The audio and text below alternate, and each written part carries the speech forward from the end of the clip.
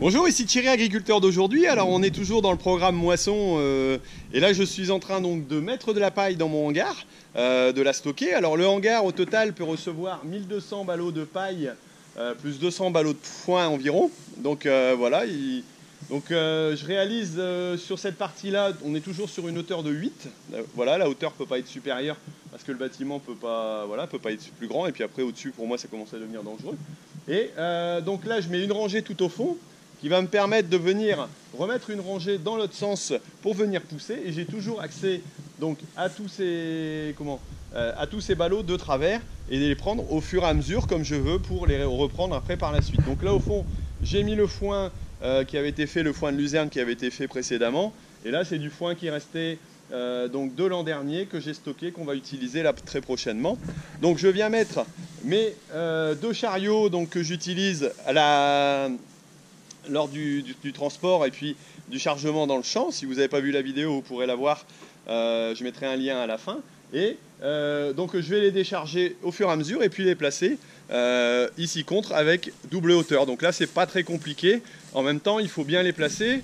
Voilà, là, si on peut regarder, j'ai poussé un tout petit peu trop. Alors le problème, c'est que si on pousse trop fort au fur et à mesure en bas, le dessus s'écarte et risquerait de tomber. Donc là, je vais devoir le retirer un petit peu. Vaut mieux venir mourir, j'allais dire, se poser contre, ici au bord, reculer un tout petit peu, poser, et puis ensuite au-dessus, pareil. Et si on pousse toujours en bas, on pousse, on finit par avoir les piles qui nous tombent dessus. Il faut laisser un peu de large en bas pour dire que ce soit efficace au niveau, j'allais dire, je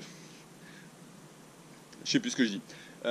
Que ce soit bien fait au niveau de la pile. Voilà, j'y suis arrivé. Bon allez, on va regarder comment je fais pour charger ça. Alors il faut toujours être souple dans ses mouvements et pas trop brutal. D'abord parce que le matériel n'apprécierait pas. Et puis parce que c'est en plus inutile, ça consomme du carburant à rien si on accélère trop vite. Et on gagne pas forcément du temps. Voilà, là je pose. Je suis simplement contre et je viens retirer. Voilà. Hop. Et je suis reparti en chercher un. Alors ce qui est pratique avec ceci, c'est la poignée multifonction. Voilà, les anciens systèmes à manette pouvaient fonctionner aussi, hein, mais honnêtement, là quand on sait s'en servir un petit peu, voilà, là j'ai arrêté, je n'avance plus, je télescope, je gave un tout petit peu, hop, je retire. Je fais attention où je passe entre mes piquets. Je descends un peu.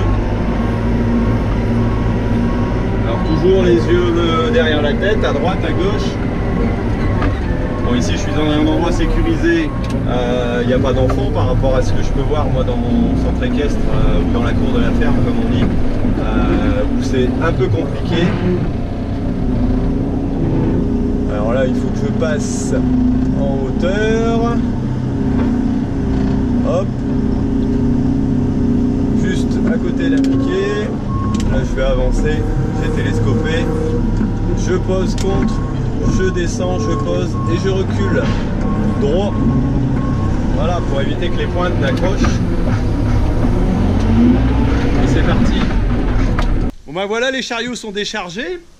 Il y en a un peu plus dans le hangar. Voilà, et ben je vais donner un petit coup de balai simplement au chariot pour dire que la paille ne vole pas en ville, c'est un peu mieux quand même vis-à-vis des autres. Et puis on va repartir pour d'autres aventures après, aller rechercher de la paille. Et là je m'en vais bouger un enrouleur. Bon écoutez, merci d'avoir suivi cette vidéo. Alors si comme moi vous pensez que l'agriculture mérite d'être expliquée, alors mettez-moi un petit j'aime. Et puis mettez-moi un petit commentaire aussi sur comment vous pratiquez, ce que vous faites au niveau du chargement de paille, si vous avez d'autres types de ballots, comment vous faites. Voilà, ce que vous avez pensé de ma technique et de ma façon de faire. Bon bah écoutez, je vous laisse, à bientôt, salut.